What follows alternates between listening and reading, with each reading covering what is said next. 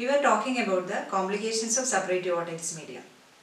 And I already told you that acute mastoiditis is the commonest complication of a medullary suppuration. And acute mastoiditis comes under, it is within the temporal bone, isn't it? The mastoid, antrum and the ASS come within the temporal bone. So it is an intratemporal complication.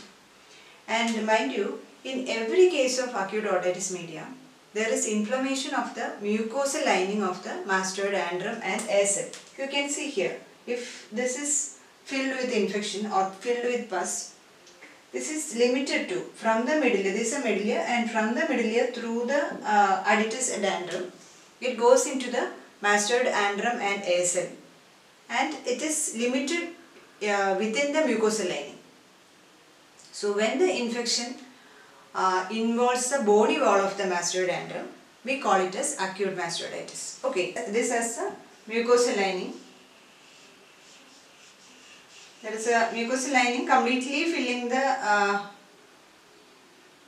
medullary and the mastoid, and when it goes out of this mastoid mucosal lining and involves the bony wall of the mastoid antrum, then we call it as an acute mastoiditis. Okay. So along with the complication, I told you about the predisposing factors for complications. That is why this acute otitis media goes for acute mastoiditis in some cases and not in all cases. Okay, not all patients affected with an acute otitis media goes in for complication, and because of some predisposing factors which are present in some patients. And what are they? One is the host factor, poor nutrition or diabetes mellitus, and after some exanthematous fevers. These are the host factors. This was already described in detail along with the class on complications of suppurative otitis media. And second is organism, high virulent of organism, which is the commonest one. It is a beta hemolytic streptococci, which causes an acute mastoiditis. And also, when it is a well-developed mastoid antrum, well-pneumatized mastoid, then there is more chance of occurrence of acute mastoiditis in a this is well-developed. And when it is sclerotic, these ASLs will not be that much developed. When it is well aerated or well pneumatized, then there is increased chance of complication, and also children are affected more than in adult. And what is the mode of spread in this case? What were the three types of mode of spread? What are they? One is by bone erosion, second is by thrombophlebitis, and third is by preformed pathway. I already told, we discussed this along with the complications of otitis media. And what can be the mode of spread in acute mastoiditis? Is it by bone erosion? No, it is not by bone erosion, and there is also no preformed pathway. So how it happens? It is mainly via venous channels, because it's temporal bone. There is a high network, it's a more network of venous connections. So through the venous thrombophlebitis, this acute mastoiditis happens. In an acute mastoiditis, there can be two modes of spread. One is inflammation of the periosteum. You can see here, the inside, from inside to outwards. First, there is a mucosal lining of the medullary and also the mastoid, antrum and ASL. So this red color, this is a mucosa, and then the bony cortex, and covering the bone there is periosteum. Right? There is no doubt in that. The bony covering the bone is covered by a periosteum, and inside that there is a mucosal lining. So when this goes out of the mucosa, involves the mucoperiosteum or the bone, then only this acute mastoiditis happens. So there are two methods. One is only this periosteum is involved. There is inflammation of the periosteum called acute periostitis. Okay. Then there can be inflammatory damage of the bone. This trabecula, bony trabecula get involved, and that will lead to an acute osteitis. So there is acute periosteum, and also there is acute osteitis. What is the pathology of acute mastoiditis? I already told there can be an acute periostitis or it can be an acute oostitis. So when there is inflammation of the mucoperiosteal lining, what will happen? There will be production of pus. Think that pus is produced inside the mastoid, antrum, ASL and the middle ear. Inside the middle ear cleft, pus is produced. And how this pus can go out? It can go out either through an eustachian tube opening or through a perforation of the tympanic membrane. And in our class on acute otitis media, I told you there is a separative phase when the pus will burst out through the tympanic membrane perforation. But anyway, it is a pinpoint perforation. So through the eustachian tube opening, which is very small, and also through a pinpoint perforation, which is also very small, there is release of pus. But this production of pus is more than the release. So that what happened? There is accumulation of pus within the mastoid antrum and the ASL, and this pus is under tension. So the pathological process, one is pus under tension, and second what happened? And second, when there is hyperemia of this mastoid ASL lining, there will be dissolution of calcium from the mastoid ASLs. So that is called the hyperemic decalcification. Hyperemic decalcification. Okay. So what will happen? This intercellular septa are dissolved. Okay, hyperemia causes dissolution of calcium from the ASL. So there will be destruction of the intercellular septum. All these intercellular septum are dissolved and pus will come and collect in this. Okay, so there is hyperemic decalcification and this intercellular septa is gone. So there will be coalescence of the mastoid ASL, right? So intercellular septa is gone. So whole this mastoid cavity ASL is converted into a large cavity. Okay, and inside this cavity there is accumulation of pus. So we call it as an embyma of the mastoid. Embyma of the mastoid. So even then, this has gone into a single large cavity. Even then, it is pus is accumulating. Then what will happen? This will break out. There will be breaking of the mastoid cortex, and there will be a subperiosteal abscess. Okay. Here there is also a subperiosteum. Inner periosteum and outer periosteum. Once the cortex is gone, what will happen? The pus will come out. So it will formation of a subperiosteal abscess, and when there is pus accumulation, it will burst the overlying skin, forming a discharging fistula. Okay, so this is the pathology. First there is pus under tension and inflammation and hyperemia of the mastoid lining causes a hyperemic decalcification. So that will cause dissolution of the intercellular septum. So mastoid is converted into a large cavity, and again there is accumulation of pus. It is called embyma of the mastoid. Then what happened? This cortex is broken, breakage of cortex. Then there will be a subperiosteal abscess, and even after that the pus is still accumulated. This will break the overlying skin, forming a fistula. And what about the clinical features? So symptom, from this you can tell what will be the symptom. One is pain extending to the post-oral region, and also fever, and also ear discharge. But the pain and the fever are the hallmark symptom, and there will be ear discharge. I told you there will be a pinpoint perforation, and through the perforation the discharge will come out of this middle ear bowl. So what are the features of this ear discharge? Again, persistence of otorrhea beyond 3 weeks in a case of acute otitis media indicate mastoiditis. Okay, persistence of ear discharge beyond 3 weeks. It indicates presence of a complication, commonly acute mastoiditis. And what about the ear discharge? This ear discharge become profuse, and also there will be increase in the purulence. Okay. So regarding ear discharge, one, persistence of ear discharge more than 3 weeks can happen, and also change in character. So that will become more purulent and also more profuse. And if there is obstruction, somehow this inflammation and edema has got an obstruction to the flow of pus to the outside. So there will be discharge will stop, and that will cause worsening of symptom. And if the perforation is too small, the discharge will be pulsatile also. So if the discharge is pulsatile, what will it look like? Again our lighthouse sign will come. Okay, so pain and fever are the hallmark symptom. There will be ear discharge, and it can become more profuse and more purulent, or if there is any obstruction, this discharge will stop, and that will lead to worsening of symptom. And if there is discharge coming through a pinpoint perforation, the lighthouse effect or the pulsatile discharge will be present. Find on examination.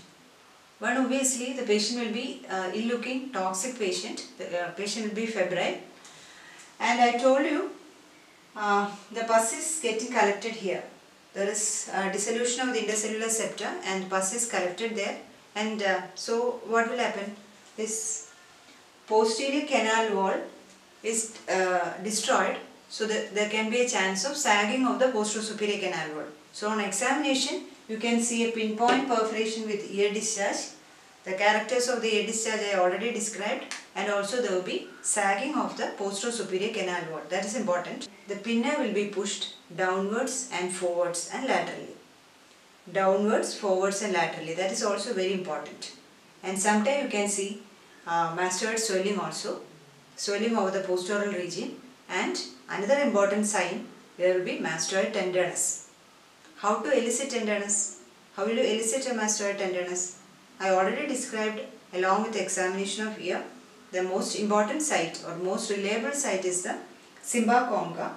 By pressing on the Simba concha, you can very well tell that there is mastoid tenderness. And the Simba concha directly overlies the mastoidandrum. So that is why it is a most reliable site. Okay. So on examination, there will be ear discharge, there is pulsatile discharge from the ear, pinpoint perforation, and sagging of the posterior canal wall.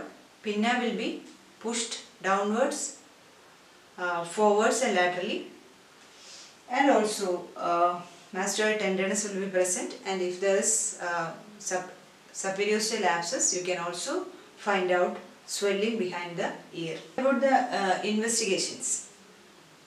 In the blood picture, there will be a polymorphonuclear leukocytosis, polymorphonuclear leukocytosis, and also there will be a raised ESR. And regarding radiology, you can take an X-ray mastoid, but nowadays that is not so much important. But if you suspect complication, it is better to go for a high resolution CT scan of the temporal bone. And in that you can see the loss of bony trabecula. Because this bony trabecula has destroyed, and there is dissolution of the intercellular septa, that you can very well see in HRCT temporal bone. And if you take an X-ray mastoid, which view?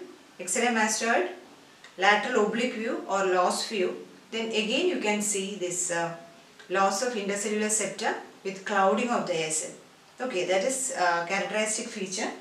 And another investigation of choice is cultural sensitivity of the pus.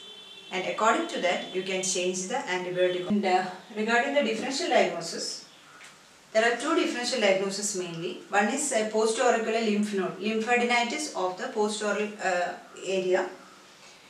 There, this lymph node will be much superficial. There is not much of toxicity to the patient, and the ear will be normal. There won't be any preceding history of acute otitis media. So one differential diagnosis is lymph node, lymphadenitis, and another one is furuncle of the external auditory canal. Furuncle. And how will you differentiate between these two? In the furuncle, obviously there won't be any previous history of otitis media, acute otitis media, but in acute mastoiditis there will be an history. And if you look at the tympanic membrane, it will be normal in case of an pharyngeal, and the tenderness is more on the moving the pinna or on the tragus. Tragus sign will be positive in case of pharyngeal. But in case of acute mastoiditis, the tenderness will be more over the mastoid region. Okay, that is also another important difference. And again, in investigation, if you take an X-ray or an HRCT temporal bone, the mastoid will be normal in case of pharyngeal of the external aortic. Regarding cortical mastoidectomy, what is the goal of cortical mastoidectomy? I already told you, there is dissolution of the intercellular septa. There is presence of necrotic bone there, so we have to debride the necrotic bone. And what will happen if you are not removing the necrotic bone? It will act as a source of infection, and there is chance of more complications, that is the intracranial extension or to the involvement of facial canal or the labyrinth. So the goal of cortical mastoidectomy is removal of the necrotic bone and prevention of further complications. So what are the indications? Looking, you are finding a positive reservoir sign. What is that? Nothing. Here there is pus under tension and it is coming out through a pinpoint perforation. That is it. Positive reservoir sign. Even if you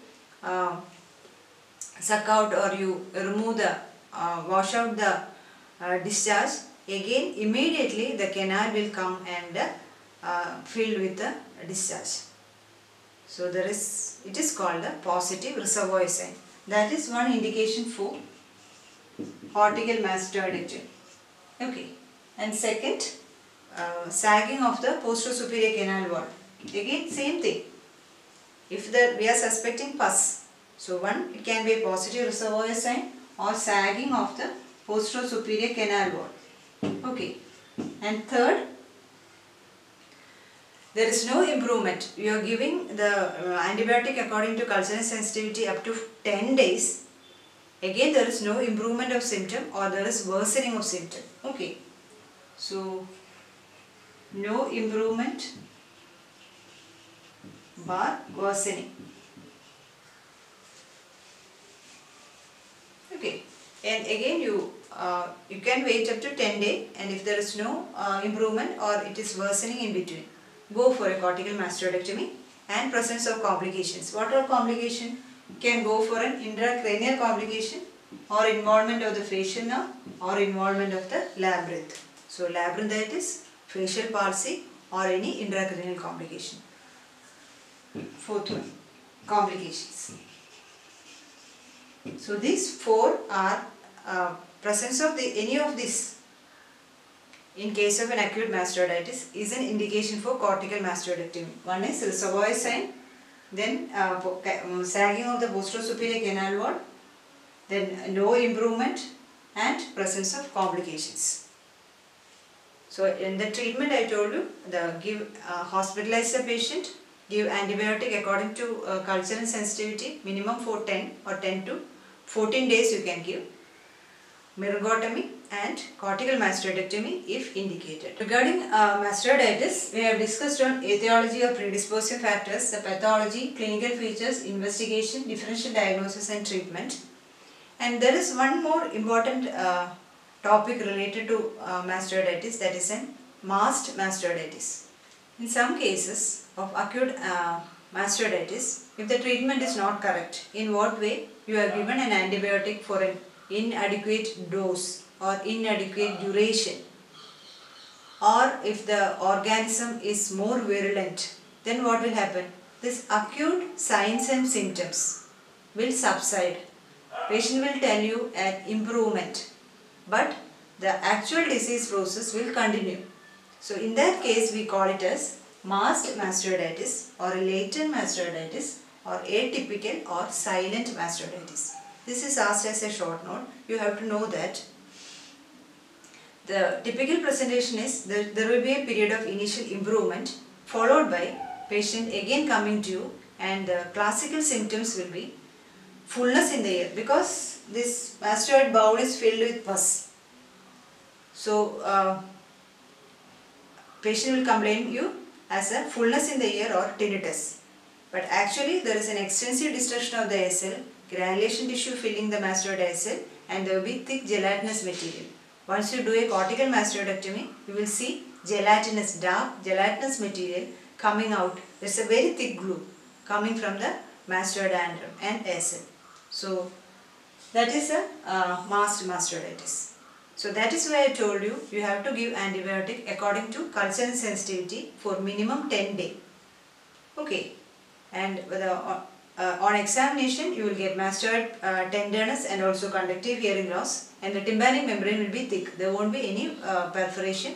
The tympanic membrane will be very thick with a tenderness and a conductive hearing loss. And how will you diagnose this? If you suspect a masked mastoiditis, directly go for a high resolution CT scan of the temporal bone. In that you can find out clouding of ASL with loss of cell outline. That is very important. If you suspect this masked mastoiditis, go for a high resolution CT scan of the temporal bone. Then you can very well get a diagnosis of this. And once you have diagnosed a masked mastoiditis, the treatment is cortical mastoidectomy. There is no other solution. Go for a cortical mastoidectomy and under full cover of antibiotic according to culture and sensitivity. In the postoperative period also, for 10 to 14 days, you have to give antibiotic according to culture and sensitivity. Right? So that is masked mastoiditis, and remember that also. Especially when the patient, you treated a acute mastoiditis, the patient became better, and if the patient is returning to you with above said complaint, think in terms of masked mastoiditis.